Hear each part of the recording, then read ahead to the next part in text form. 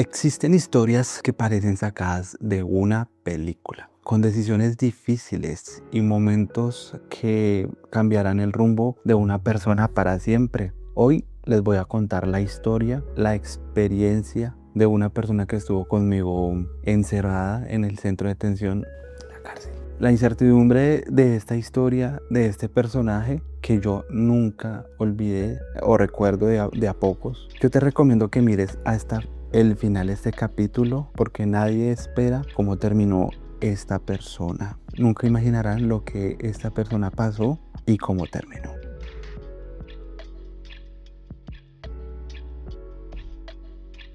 Entonces, chicos, bienvenidos a un nuevo episodio en Historias en el Control Podcast. Acomódense y vamos a jugar FIFA un rato. Hoy vamos a jugar FIFA desde el Xbox un rato. Muchachos, acompáñenme y miremos esta nueva historia. Yo sé que les va a gustar, Bueno, familia, ¿cómo están? Espero que hayan estado muy bien. ¿Cómo me les ha ido? Dios me los bendiga siempre. Si no me siguen, ya saben, activen la campanita, suscríbanse para que les lleguen notificaciones de cada video que yo subo. Recuerden, si quieren contar una historia como hoy, que voy a contar una historia de una persona que estuvo conmigo encerrada, pero esa persona fue la que me dijo como que, hey, cuenta mi historia. Entonces, si quieren contar una historia ustedes personalmente o quieren que yo cuente su historia en mi canal, acá dejo mi correo electrónico, mis redes sociales, ya saben, agréguenme, suscríbanse y envíenme un mensajito para saber qué historia vamos a contar. ¿Cuál va a ser nuestra próxima historia? Probablemente pueda ser tu historia y muchas personas van a escuchar lo que pasaste, la experiencia que tuviste, muchachos. Entonces, hoy voy a jugar FIFA. Vamos a jugar inicialmente, quiero jugar un partido de final de Champions League. En este caso vamos a jugar final de Champions League, de la que actualmente pasó, que fue la del Paris Saint-Germain con el equipo del Arsenal. Entonces déjenme. Ok, chicos, imaginen, chicos, allá en el centro de detención yo conocí muchas personas con diferentes historias y diferentes nacionalidades. Entre esas conocí una persona particularmente colombiana y esta persona fue la que se contactó conmigo y me dijo, hey, cuenta mi historia para que ellos vean lo que yo tuve que pasar, lo que estoy pasando, lo que está sucediendo. Entonces, imagínense, chicos, que esta persona, como todos tuvieron su deseo de salir del país, ¿verdad? Él sí es de una parte más pobre del sector del país, como un sitio más humilde, por decirlo así. Pero su familia era de dinero y tenían un familiar aquí en los Estados Unidos. Ese familiar era su tío. Sí recuerdo bien porque cuando yo estaba en el centro de detención con él me contó del tío. De hecho, el tío sí había hecho feria acá, había hecho dinero, tuvo maneras de llegar hace muchos años a este país. Él sí hizo, bueno, es lo que me contaba, él sí hizo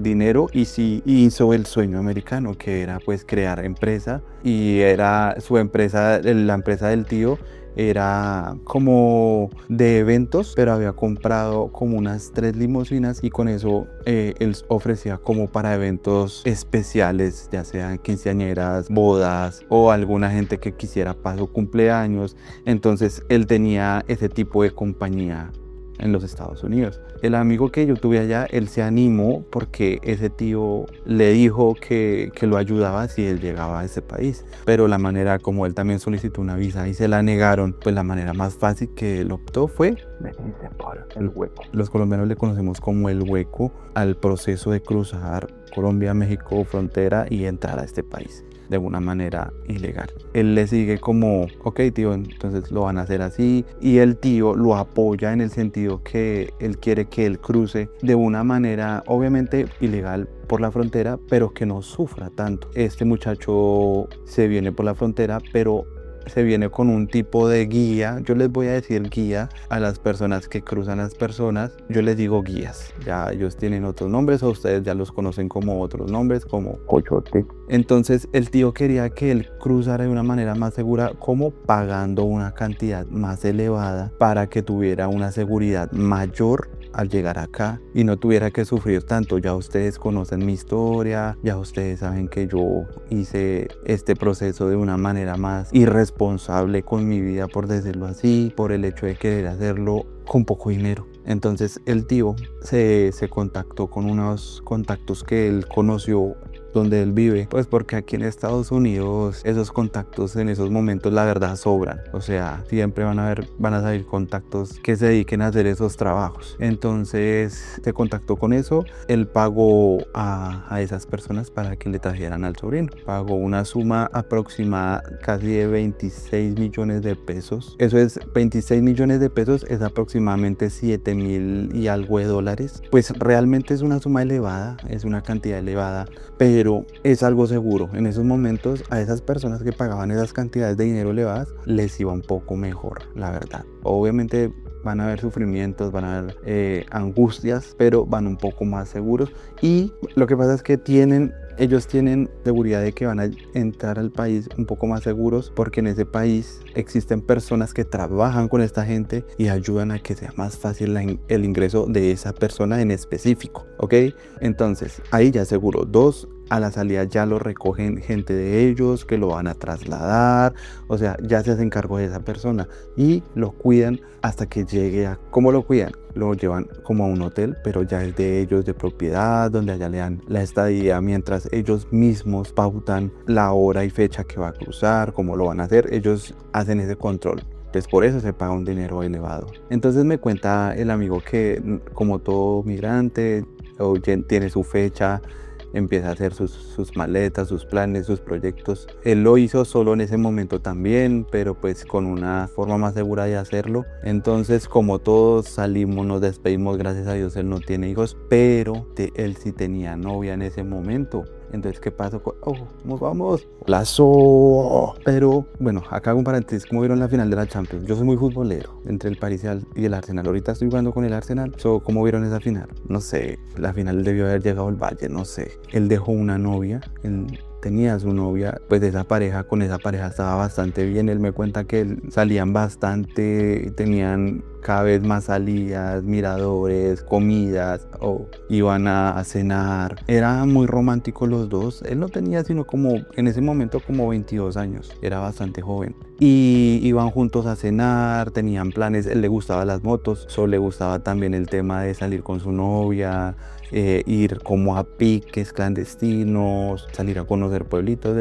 Allá se hace eso mucho en pareja. Y cuando él toma la decisión, su novia no le gustó mucho porque pues él era un jovencito. Él me cuenta que él varias veces intentó emprender con el tema de poner un bar pequeño y varias veces perdió su emprendimiento, que él no sabe el por qué, y eso lo hizo ayudar como a tomar esa decisión de que seguirle la cuerda al tío para venirse para acá. Pero pues su novia no lo veía muy bien, pues el hecho de que nosotros nos venimos acá no por cortos tiempos, porque en cortos tiempos no se va a conseguir uno nada. Entonces la idea es venir y hacer un poco más de lo que uno hacía allá, un ahorro o algo más para uno lograr enfocarse y volver a emprender en algo mejor, porque los emprendimientos siempre van a tener meses de atraso para que crezcan, y si tú no tienes como el dinero o la manera económica para lograr solventar esos primeros meses y no irte en pérdidas, va a ser muy difícil. Entonces es una buena manera de hacerlo.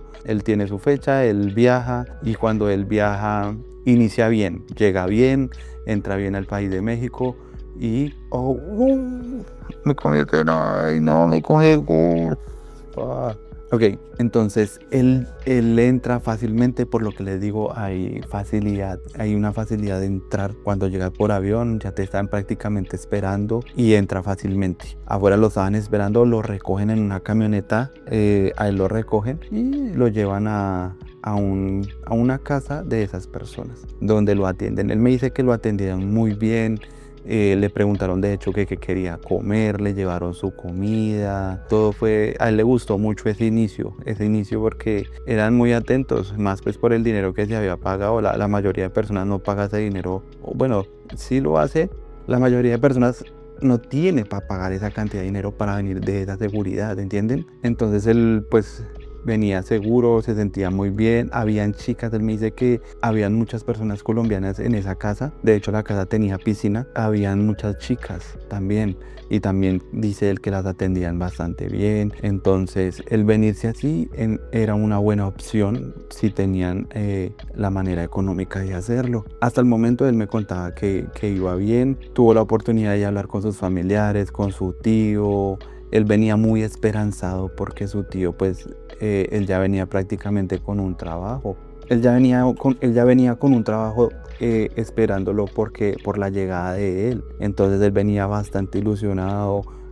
Hasta el momento las cosas se le estaban dando de una buena manera. El problema de todo eso, o cuando él empieza a sufrir esta situación, el momento del tema de cruzar frontera, es ahí donde se complican la mayoría de cosas para las personas. Es ahí donde ha quedado mucha gente. Es ahí donde han muerto muchos inmigrantes. Es en esa frontera donde está el verdadero terror, donde está el verdadero infierno. Es donde se vive lo malo de las experiencias, siempre, siempre. Entonces, el sueño que iba viniendo lo estaba llevando de una buena manera. Con su novia él me cuenta que también se estaban hablando bien.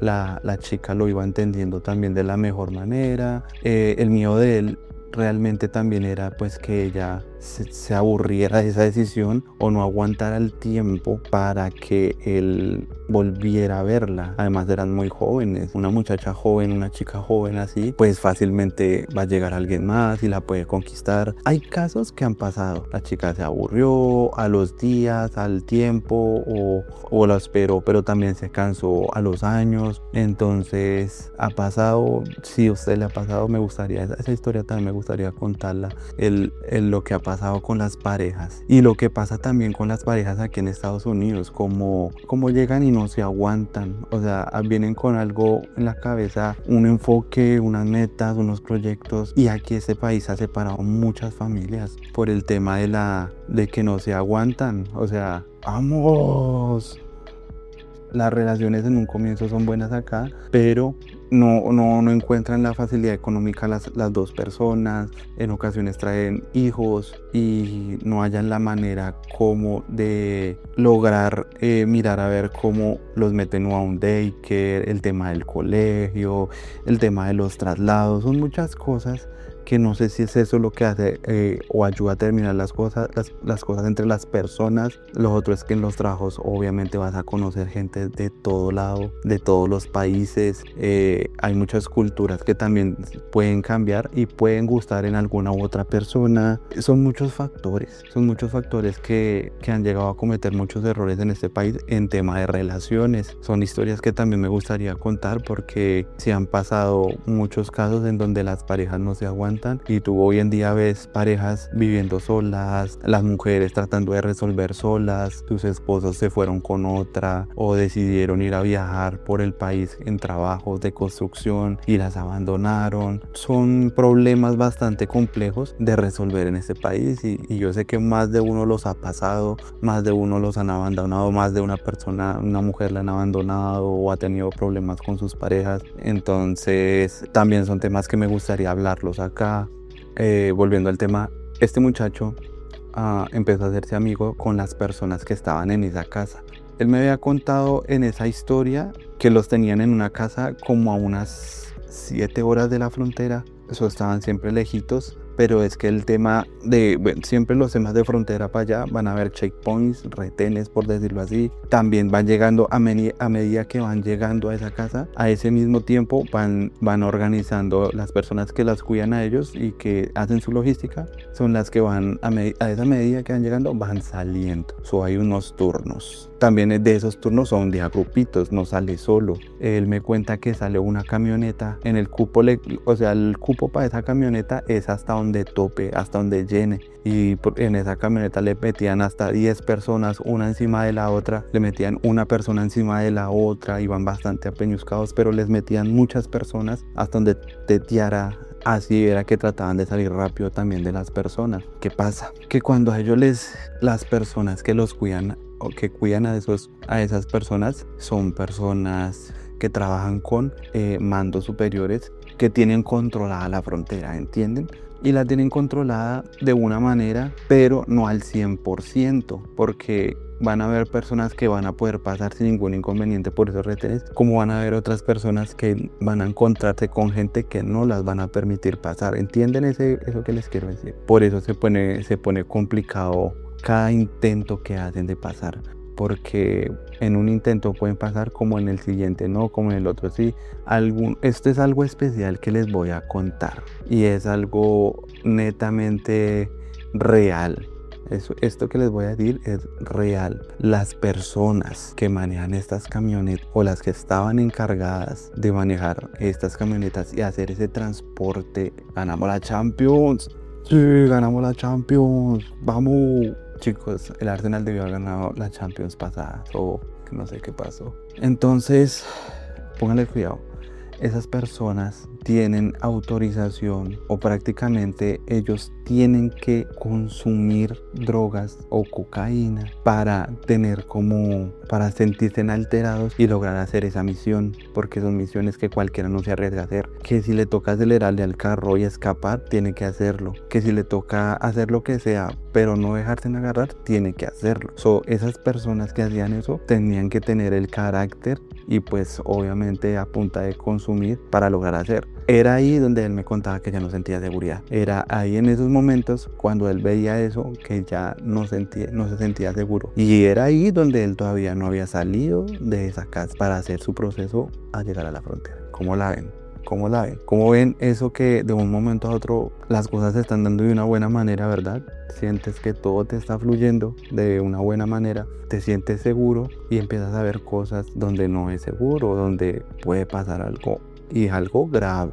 Entonces es ahí donde yo les digo, chicos, que hay momentos de la vida que te pueden cambiar y para siempre, y más en esos procesos. Pues chicos, imagínense que llegó el día, llega el momento donde a él le notifican: hey, en la noche salimos. Y ellos lo hacían de entre noche a madrugada, ese proceso, para tratar de pasar más desapercibido, ¿verdad? Porque en camino, en dirección a meterse, cada vez te vas metiendo más a la frontera en carro, son menos vehículos que se ven transitando en esas autopistas. Entonces va a ser un poco más fácil creer para los que están haciendo los retenes, para esos agentes del gobierno que están haciendo los retenes, pensarán ellos que no va a pasar tanta gente a esas horas tan oscuras. Podría ser un factor. Entonces a él le notifican que en horas de la noche su inicio de su viaje, donde les digo son 7 horas en una camioneta donde van a haber más de 10 personas, 11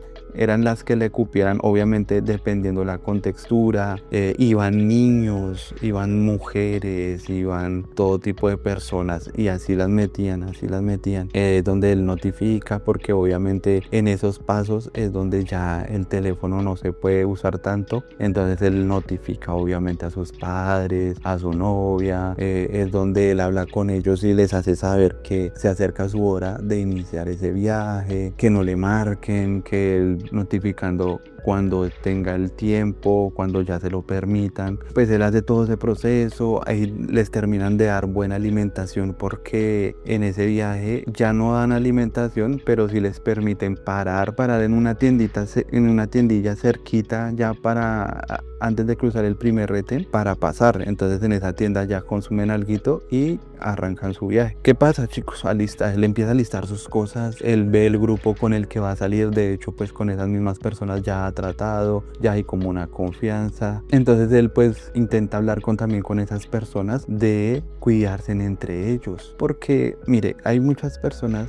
que son muy relajadas en esos procesos, ven su seguridad desde un inicio y sienten que todo va a estar seguro, que no van a haber problemas en ningún momento, y eso es un error bastante grave. Sí hay ese tipo de personas, como hay otras personas que son más atentas, huelen como el peligro, ¿entienden? Como podré estar seguro en este momento, pero quiero enterarme de algo más, esto no puede ser tan fácil. Entonces están alteran su último sentido para tratar de entender cuáles pueden ser los errores. Él era un tipo de persona de esas. y eso está bien, eso le ayuda a uno como a tratar de salvarse en algún momento. El peligro que puede causar un evento como este es difícil y eso no se puede permitir. Podemos saber que es algo peligroso y que nunca va a dejar de ser peligroso estas situaciones. Entonces él habla con las personas y les dice como que hey, yo he visto esto, he detectado esto, las personas que manejan estos carros pues no están en sus 5 sentidos, están bastante drogados, pues realmente ya no siento seguridad y mucho menos de pasar, de que alguien maneje un carro en esas circunstancias, porque ¿quién se le sube a una persona que usted sabe que está drogada? Nadie de sus 5 sentidos hace eso. Entonces él ya lo vio, él ya sentía lo que iba a pasar. Él lo habló con ellos. Hubieron personas que empezaron a decir como que sí, también he notado esto, como hubieron otras como que es como hablar con la pared. No sé cómo hacen para no asustarse con un tema de estos o como para sentir que todo ya está hecho, ya pasaron y no han pasado lo grave hasta el momento, ¿entienden? Él me cuenta pues que que él alistó sus cosas, trató de comer algo, se sentía ya bastante pues asustado. De hecho, en el grupo que él salió, él me cuenta que iban unas colombianas bastante pues bonitas, ellas estaban tipo operadas, pues hay personas malas en los retenes que se pueden aprovechar de las mujeres y no necesariamente tienen que ser operadas o no operadas. Si a las personas le quieren hacer daño, pues lo van a hacer. Y iba un niño también en ese viaje con él. Entonces llegó la hora, la fecha, ellos salen tipo 12 de la noche. Él me dice que tampoco pudo como dormir mucho, pues por el tema de la pensadera, pero aún así él sentía que igual no iba a dormir porque sentía como lo que iba a pasar o estar atento de lo que fuera a pasar. Empezaron a salir y él sintió que el conductor que les tocó ese día era como, por decirlo, una buena persona. Entonces él se sintió seguro un poco, porque se veía como un señor bien hablado, bien tratado, y eso les pareció bueno, les pareció seguro, le pareció un poco seguro en el momento, y inician el viaje. Cuando ellos inician el viaje, normal, se tratan de meter las personas que más puedan en ese carro, las que no, pues ya se les da como fecha prioritaria al siguiente o a la siguiente salida. Arrancan, él me cuenta que andan todo bien y que andaron como unas 3-4 horas. Él me dice que andaron como unas 4 horas y llegaron a la tienda que les cuento, donde ellos en esa tiendita podían comer algo y tomar agua, tomar bebidas, probablemente si tenían necesidades de entrar al baño. Es ahí también donde él ve la primera vez que el conductor que los llevaba a ellos empezó a consumir droga. Fue ahí donde él lo vio. Bueno, no solo él, lo vieron todos, porque él me cuenta que ellos lo hacen sin esconderse de nadie, en su carro, bien sentado, lo hace, y listo, no se esconden de nadie, porque pues es que ellos en el momento llevan el poder, y obviamente tú no le puedes decir nada a ellos, porque no son personas de tratar, ¿entienden? No son personas que se les puede decir nada. ¿Por qué? Porque son personas que entran como al clan, que son personas que vienen de un poder de esos terrenos. Entonces ya ustedes entenderán por qué no se les puede decir nada, porque obviamente entrarías en un conflicto o tu vida correría peligro si intentas decir algo. Entonces pues él ya vio eso, ya pues otra vez empezó como a sentirse como raro, y las personas ahora sí ya empezaron a hablar más de que hey, entre ellos como que cuidarse de... ¿Qué pasa? Que cuando arrancaron otra vez se alistaron, tomaron sus bebidas, su comida, y el tipo les dice ya listo, tenemos que arrancar, y porque ellos llevaban unos radios. Entonces en los radios se iban comunicando con el líder o el encargado de eso que estaba pasando, del transcurso del paso de esas personas. Entonces pues él ya les dice, él por radio informa que van a arrancar ahora sí, y pues que obviamente próximamente se van a acercar al primer retén. Él me cuenta que arrancaron, justamente andaron un lapso de tiempo, y llegando al primer retén se les pegó una patrulla en la parte de atrás, en la parte trasera. Cuando se les pega esa patrulla de policía en la parte trasera, el mismo conductor se sintió, bastante asustado porque no contaba con eso. Él me dice que él vio al conductor como si nunca hubiera pasado, como si eso no tuviera que haber pasado. ¿Por qué? Porque normalmente van hablados también para pasar por ese retén que ya está puesto. O sea, ya hablaron con los encargados de ese retén. Entonces se les pegó a la parte de atrás la patrulla y los hizo parar. Y pues el muchacho me cuenta que él paró, que el conductor paró, se acercó el policía a hablar con ellos, y ahí es donde el policía ve la gente que lleva atrás y le empieza como a interrogar, a preguntar, lo hace bajar. Y él me cuenta que el conductor sale, se baja, y en la parte de atrás de la camioneta el policía está hablando con él, y hablan y hablan y hablan. Y en una de esas dejaron de hablar, se entró al carro súper alteradísimo el muchacho y arrancó súper rápido. Me cuenta que arrancó como, mejor dicho, súper loco, y andaba y empezó a meterse como yendo para las fronteras, o por esos sectores de frontera está la autopista y los alrededores es puro desierto, como tierra, como es ese tipo de terrenos así. El conductor son esas personas que hacen eso, conocen mucho esos sectores por todo lado, y este conductor acelerado empezó a meterse, no siguió la vía, sino se metió por esos terrenos con toda esa gente, y a lo que se mete con esos terrenos empieza a darle pero fuerte al carro. O sea, anda y anda y hubo momentos donde él intentaba perder la patrulla de policía, y él me cuenta que sí, que al andar tanto, que se veía tanto el conocimiento de ese chofer, que al andaba, pues claro, las personas súper asustadas, del niño llorando.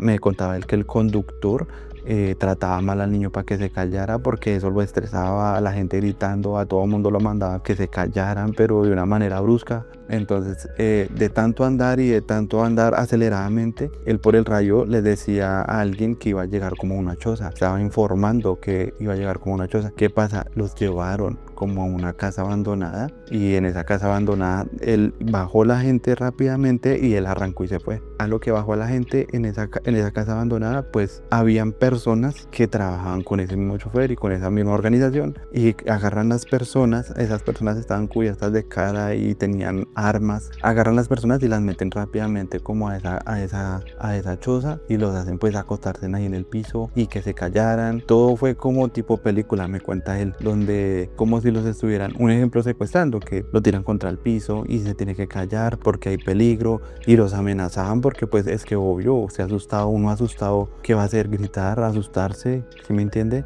Y pues obviamente el susto era inminente, y ver personas pues ya armadas como que obligándote a callarte, eso lo hizo a él como pues asustarse más, ver cómo trataban las mujeres y los niños. Entonces, ver cómo trataban las mujeres, los niños, pero ya él también como que, hey, cállense, para ver pues que obviamente la policía no los vea, porque también era, miren, algo que podía pasar grave también era que un policía te agarrara. ¿Por qué? Porque te llevan a unos lugares, también son muy fuertes, donde meten a las personas para identificarlos, para indagarlos, te quieren sacar información de toda esa organización. Si no lo haces, pues te van a golpear y van a pasar cosas malas. Entonces lo mejor era que no tampoco te dejaras agarrar, porque ibas a sufrir más todavía. Después de que se calmaron las cosas, él me cuenta que los tuvieron como unas 4 horas ahí así acostados, callados. Pasó el tiempo, amaneció, fue cuando les dieron órdenes a esas personas que los tenía ahí,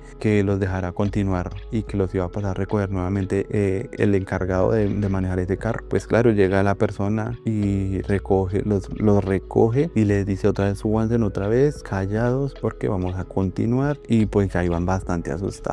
Ya. Él me dice que habían personas donde ya no se soportaban entre ellos mismos, y de hecho le solicitaban a él que con quién podían hablar para devolverse, en que ya no querían continuar, pero pues ya no se podía, la misión se tenía que hacer. Se le hizo una misión, o sea, yo le digo misión como para hablar de lo que estamos hablando, ¿entienden? Entonces se tenía que hacer sí o sí, ya era una orden, ya se tenía que hacer. Pues imagínese que entre ese grupo, él me contó, es que esa historia me impactó tanto, porque había un chico, él me dice que era un joven como de 19 años, y ese joven iba bastante asustado, pero muy asustado. Entonces él me contaba que él veía a ese muchacho bastante asustado, que él sentía pues que peligro, porque ver una persona tan asustada o le puede pasar algo en el corazón o puede hacer cualquier cosa así de esa manera asustado, ¿entienden? Fue donde el conductor empezó a agarrarla más con él, y como pues él conseguía consumiendo, ese muchacho lo tenía muy alterado también al conductor, lo tenía bastante asustado también, entonces no lo dejaba como concentrarse, y él me contaba que solo lo gritaba y lo trataba mal, y fue el muchacho que más sufrió porque solo lo gritaban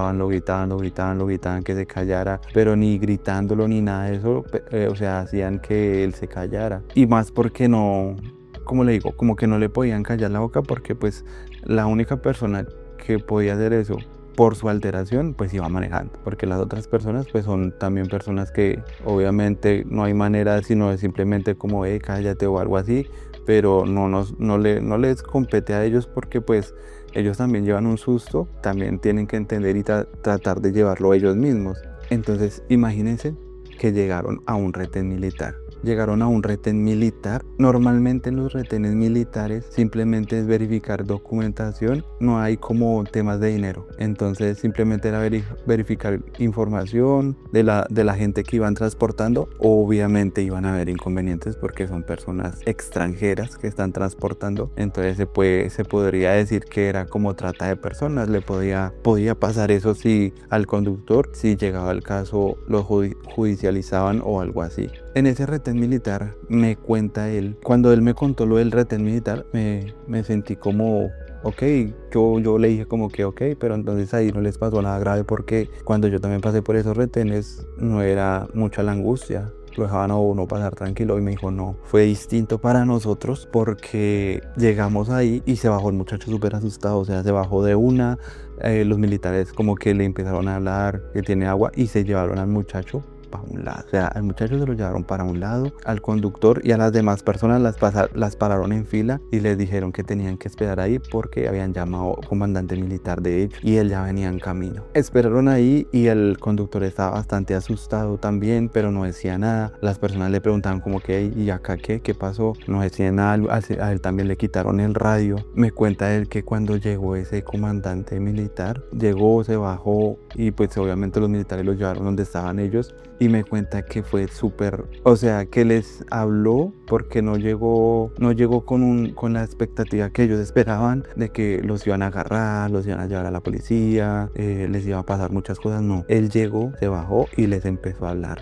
Me empezó a decir que les empezó a contar los casos que ellos ha visto como comandante con el tema pues obviamente de migración, de las personas que tratan de cruzar. Les mostró fotos de personas que han fallecido en esos procesos, les dirigía como esas palabras, o sea, él me contaba que ese comandante miraba a la persona que iba manejando, él estaba así agachado y lo miraba y le decía cosas feas como ¿ustedes qué hacen? O sea, piensen, les decía así, mire, pónganle cuidado, ¿ustedes qué están haciendo con sus vidas? Ustedes están poniendo en peligro sus vidas y les están dejando sus vidas a cargo de esta porquería. Esa porquería lo que los va a hacer es los va a matar, va a acabar con ustedes. No les confíen sus vidas a este tipo de gente. ¿Cuánto dinero les sacó esa gente por venir a pasarlos por todo este peligro que les pasa? Bueno, que les dio una reflexión bastante fuerte, pero que él se le veía el enojo y como la rabia hacia esa persona y su organización. A la señora también que llevaba al niño también pues obviamente tuvo una regañada mucho más fuerte, porque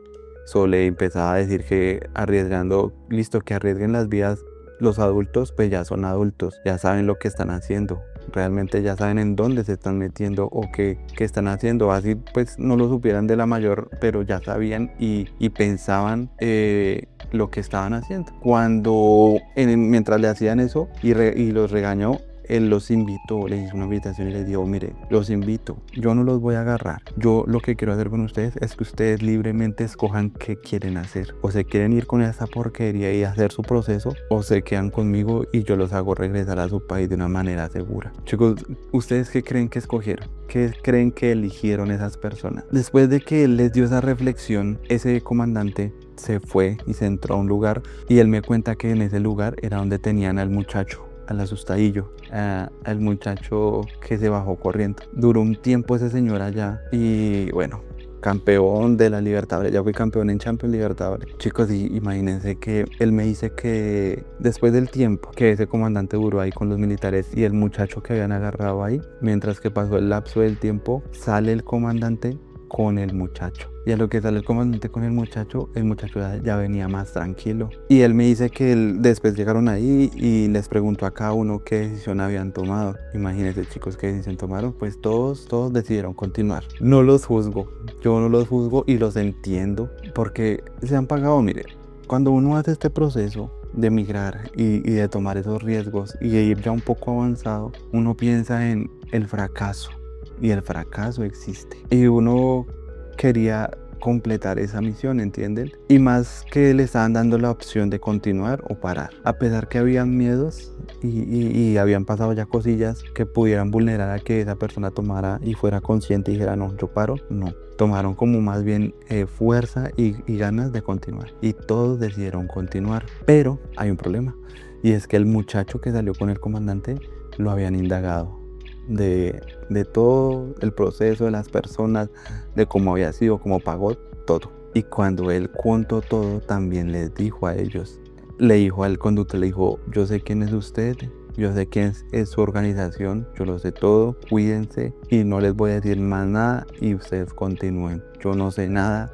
Yo intenté salvar a estas personas y estas personas tomaron la decisión de continuar y de no pensar en sus vidas y en que lo que les va a pasar aquí para adelante, y que lo trataba mal al conductor así agachado, le levantaba la cabeza así le jalaba el cabello para que lo mirara y le hablaba cosas absurdas, o sea, groseras, lo trataba mal, le decía un poco de groserías y después de eso lo dejó continuar, pero ese muchacho también quiso continuar. El chico fue y contó todo, quiso continuar. Pues fue una decisión, o sea, él tomó una decisión en sus miedos contar a ese comandante muchas cosas. Que eso era lo que él decía, probablemente simplemente lo dijo por decirlo, el muchacho sí lo dijo asustado, probablemente no dijo nada y el comandante se lo inventó para atemorizarlos más a ellos. Pudieron haber pasado muchas cosas que realmente no se sabe cuál fue la razón o no se sabe si el muchacho lo indagaron o no lo indagaron, así de sencillo. Entran al carro y continúan. Desde que continúan a ese muchacho, el conductor lo pasó al asiento de adelante y lo amarró. Me dice que le amarró las manos y el muchacho les gritaba y les decía que pues que lo perdonara, que él no ha hecho nada, que él no ha hecho nada. El conductor dice que le decía, no, usted es una basura, usted cómo me va a vender. Vea todo lo que me dijeron y eso no se lo voy a perdonar y no le hago nada porque el que manda pues es el que da la opción o me da el aval de hacerle algo a usted, y a mí me dijo que se lo tenía que llevar vivo. Y claro, el muchacho iba súper asustado de que pues ahora se lo iban a entregar a los jefes de él. Él me cuenta que empezaron a andar, había mucha tensión, ya nadie decía nada, nadie hablaba con nadie de lo que iba a pasar porque ya sabían que habían tomado una decisión de continuar, pero también ya sabían que iban a ir a donde estaba pues la persona encargada de ese grupo y que los estaba esperando, y en especial a ese muchacho. Pues él me dice que andaron. Cuando llegaron, al primero que bajaron fue a ese muchacho. Él me cuenta que lo primero que hicieron fue bajar a ese muchacho. Ese muchacho, antes de que lo bajaran, o sea, él se quería tirar por la ventana, correr, bueno, hacer lo que quiere hacer una persona cuando se siente ya en sus últimas. Y pues el caso es difícil porque obviamente él se sentía con impotencia de ver cómo se van a llevar a alguien que pues lo más probable es que obviamente iban a acabar con él. Era lo más probable pues porque de la gente que lo tenía, ¿verdad? Entonces la impotencia era grande, nadie hablaba nada, nadie decía nada porque ¿cómo? O sea, después de todo lo que han visto, ¿cómo? Él me cuenta que a ellos los dejaron en el carro custodiados y a ese muchacho lo bajaron, se lo llevaron para adentro y así duró un buen tiempo. Es aquí donde la cosa para un poco.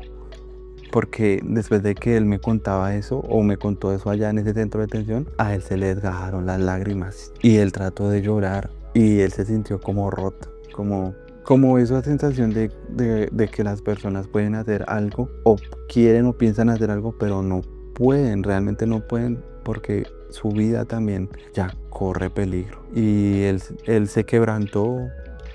Pues obviamente ya le dijimos como que, hey, ¿quieres continuar la historia? O mejor ya me decía, no, pues ya estamos acá a tiempo, lo que no sabemos cuánto nos va a quedar aquí de tiempo. Él me dice que después de que ese muchacho lo entraron para allá, él me dijo que aproximadamente lo estuvieron ahí hasta que anocheció otra vez para poder continuar. Y ahí lo estuvieron hasta que anocheció. Y mientras ese tiempo que lo estuvieron ahí, pues nada de comida, ya iban aguantando hambre. Sí los dejaban ir al baño, pero no más. Y los tenían como con esa zozobra, como ¿y ahora qué va a pasar con nosotros? Él me decía que obviamente había muchas personas que ya se estaban arrepintiendo, que entre ellos decían que habían tomado malas decisiones y pues que esa decisión era la peor, y se estaban empezando como a cuestionar entre ellos mismos por todo lo que estaba pasando. Pero pues obviamente lo que le digo es que ese proceso, hacerlo con hijos es difícil, no es, o sea, los que se arriesgan a hacer eso con hijos y más solos es de tener mucho criterio. Yo conozco personas que lo han hecho con hijos, han pasado, como conocí una persona que intentó cruzar y nunca pasó y se lo llevó un río a él y a sus hijos. Yo personalmente preferí venirme así solo porque sentía que si me pasaba algo a mí, era a mí por mi decisión y no tenía que cargar conciencia de que a alguien más le pasara algo porque yo lo quise traer, ¿entienden? También entiendo mucho las personas que tomaron la decisión de hacerlo porque pues obviamente quieren llegar acá, quieren llegar con sus hijos. Y muchas personas están aquí de esa manera, lo lograron y los felicito, o sea, porque es un proceso muy fuerte. Entonces, chicos, imagínense que él me cuenta que llegó la hora de la noche para continuar su proceso y el muchacho nunca salió, nunca volvieron a ver al muchacho. El muchacho jovencillo que habían conocido, que vieron muy asustado, que conocieron bastante asustado, nunca más lo volvieron a ver, nunca más volvieron a saber de él. De hecho, el conductor que los iba a llevar ya no era el mismo conductor tampoco, el que les iba a continuar como el proceso de ellos manejando la transportación para llevarlos hasta la frontera, ya no era el mismo, ya era otra persona. Entonces ya no podían preguntar por el tipo y fue, pues para él me cuenta que fue un momento bastante fuerte porque, o sea, lo dejo en el pensamiento de ustedes como quedó en el pensamiento de mi amigo el que me contó, como quedó en mi pensamiento en este momento lo que pudo haber pasado con esa persona. Lastimosamente lo tenían manos delincuentes, lo tenía como el poder que mandaban pues en esos terrenos. Él era una persona migrante, una persona extranjera que fácilmente hacer con él lo que quisieran era viable y ha pasado y era fácil, dependiendo lo que haya pasado con esa persona, que no es nada seguro lo que pudo haber pasado con él. O sea, nadie sabe nada. Podemos hacernos en nuestras mentes ideas, pero realmente no es seguro nada. Obviamente lo dejo en sus pensamientos, nuevamente les digo, de lo que piensen que pudo haber pasado con él, dependientemente de lo que haya pasado con él. Es un capítulo que yo quisiera dedicárselo tanto a la persona que me contó en esa ocasión como a ese muchacho que tuvo esa experiencia tan fuerte. Pues es fuerte chicos, es fuerte saber que pues esa personita, después de esa decisión que tomó de hacer ese viaje, cayó en manos del poder. Después de sentir tanto miedo, pudo haber contado o no contado cosas, que después de esa decisión que tomó, porque eso fue una decisión mal tomada, el haber continuado con esa gente y no haberse quedado con el militar, ya sabiendo que están diciendo que él habló algo o sabía algo, entonces tomó una mala decisión haber continuado, pienso yo. No sé qué piensan ustedes, en qué momento pensó mal o tomó malas decisiones. Malas decisiones tomamos en todo momento, pero hablo más en la mala decisión que tomó para su vida, ¿entienden? Para que su vida pudiera haber cambiado por completo. En esta historia ya mi compañero me cuenta que fácilmente empezaron a pasar los retenes. ¿Por qué? Porque estos retenes, el conductor que iba era una persona ya más de recorrido en la organización, ya se sabía más las cosas, iba más tranquilo. Si iba drogado, no se sabía si lo había hecho. Entonces ya confiaban un poco más en él. Él tampoco hablaba con nadie, no regañaba a nadie, no hablaba con nadie. Fácilmente pasaron esos 3 retenes que se encontraron en el camino, y era porque me decía él que esos retenes los tenía manipulados la organización. Entonces ya sabía lo que iba a pasar, se les empezó a dar las cosas de una mejor manera en esos momentos. Entonces se les empezó a dar pues las cosas mejor en esos momentos. El conductor ya a lo que pasaba por retén lo demoraban más de, ¿qué le digo yo? 2-3 minutos. Le preguntaban una clave las personas del retén y él la decía y pasaba fácilmente. Ya esta historia se resume en que llegaron a la frontera, los dejaron prácticamente en lo que divide la frontera. Fue donde dan las indicaciones de lo que tienen que hacer después de que estén ahí, que es fácilmente, llegan como una montañita pequeña y tienen que ver como la oportunidad de cruzar corriendo. No están muy lejos, él me contaba que no estaban muy lejos, 1 metro, no sé qué tenían que hacer. Como aún estaban al lado de México, pues había migración mexicana también. En esos momentos pues estaba el tema de la migración mexicana bastante alterado también. Entonces, como aún estaba la migración mexicana estaba bastante alterada, como bastante pendiente de resultados, el gobierno le pedía resultados, había mucha presión en ese sector. Les dieron indicaciones a la gente, los que los llevaban les dieron indicaciones a la gente a cuando vieran el momento en que esa migración mexicana porque ellos iban patrullando, y cuando los vieran en el punto más lejano que ellos vieran del momento donde volvían a la mitad para ellos poder cruzar, pero corrieran como si nunca en la vida hubieran corrido antes. Y él fue donde me dijo, ya corrimos y vimos la oportunidad y corrimos y ya pues logran cruzar la frontera, y ya cruzando frontera pues ya obviamente migración mexicana ya no puede pasar y ellos ya empiezan a caminar un poquito, como a descansar, pero caminando y esperando la oportunidad de que pase la patrulla de migración de Estados Unidos y pues los recogiera. Lo normal en esos momentos era entregarse a la migración de Estados Unidos. Eso era ya finalizando el proceso de entregarse, y ya fue cuando se entregan, los recogen, los llevan al mismo sitio donde a mí me tuvieron, que fue la nevera, donde los que no han visto ese video, en mi primer video acá en mi canal, el primer video, ahí cuento qué es la nevera, ahí cuento cuánto estuve ahí, por qué estuve ahí, con quién estuve ahí, por qué me llevaron a una cárcel. Ahí está todo eso. También hay un video donde cuento lo que vi en esa cárcel. Y chicos, ahí fue donde conocí a este muchacho, donde me contó esta historia. Él fue una de las personas que tuvo la mala suerte no poder continuar con el proceso. Fue una de las personas que le dijeron que no a su entrevista de Miedo Creíble. Fue una de las personas que también empezó a apelar cuando le dijeron el no. De hecho, cuando ya lo tuvieron ahí, como uno puede hacer llamadas, el tío de él pues lo llamaba, él llamaba al tío y el tío le decía que lo mejor era que no se arriesgara más, que ya había investigado más del proceso de ahí y que primeramente le había dicho que él le podía pagar la fianza, que si le daban una fianza que le dijera a él que él se la iba a pagar porque él tenía la manera, y pues él ya lo había hecho llegar hasta ahí y no quería que se volviera tan fácil. Entonces él le dijo que le dieran una fianza, pues como que le dijera, pero pasó el tiempo, le dijeron él que no le permitían el asilo, él fue donde también habló para apelar y todo eso se lo iba contando al tío que había apelado, y pues su apelación también fue cuando le contó pues que un agente de migración entró, nos dio una inducción, nos respondió preguntas y nos dijo que el tema de apelar puede durar años allá, y ese tema de apelación es como usted hacer su caso de asilo allá encerrado, entonces no sirve de nada hacer eso. Y ya fue cuando él le informó al tío y le dijo que no, que lo mejor era entonces firmar ya su deportación en ese sector,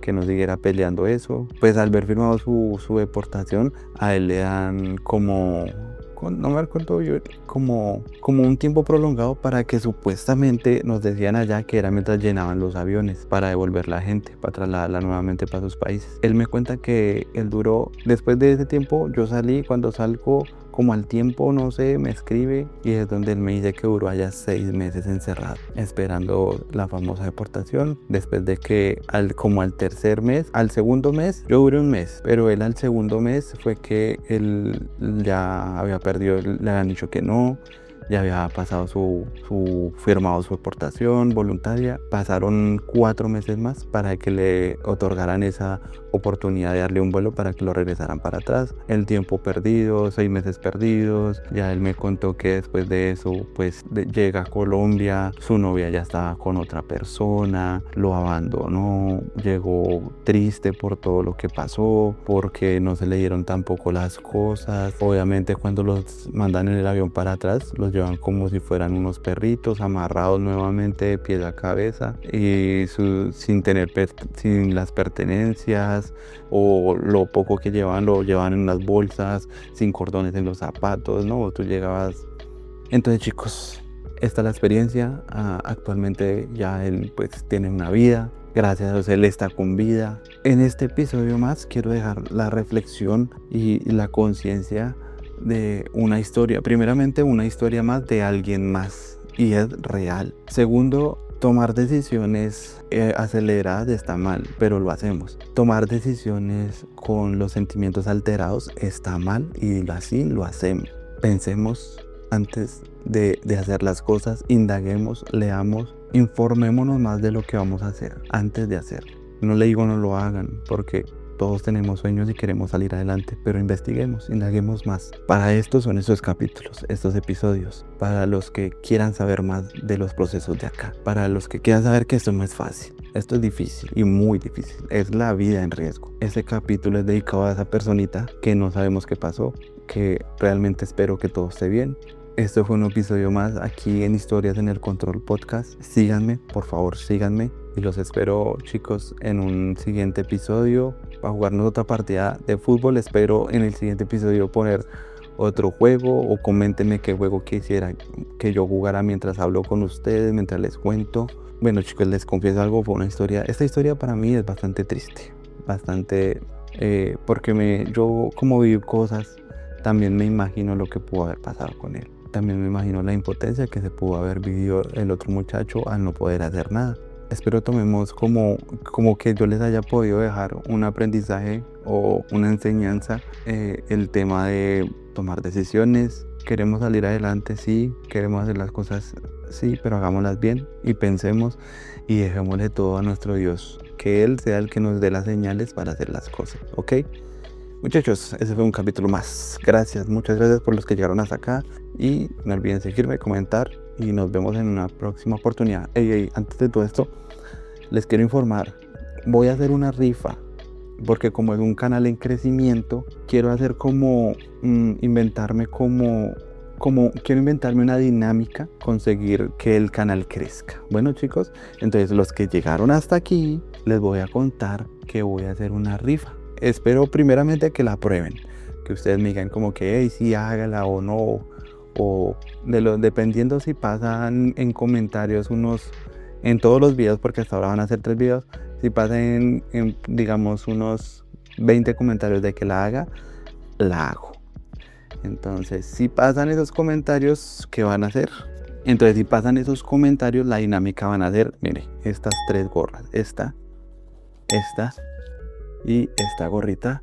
Estas 3 gorras van a entrar en esa dinámica, pero no les voy a contar qué voy a hacer hasta que ustedes no hagan la tareita de los comentarios. Hasta que lleguemos a 20 comentarios en los diferentes videos, hacemos esta dinámica o les cuento. Bueno, que Dios los bendiga. Nos vemos en el próximo episodio. Chao, chicos, los quiero.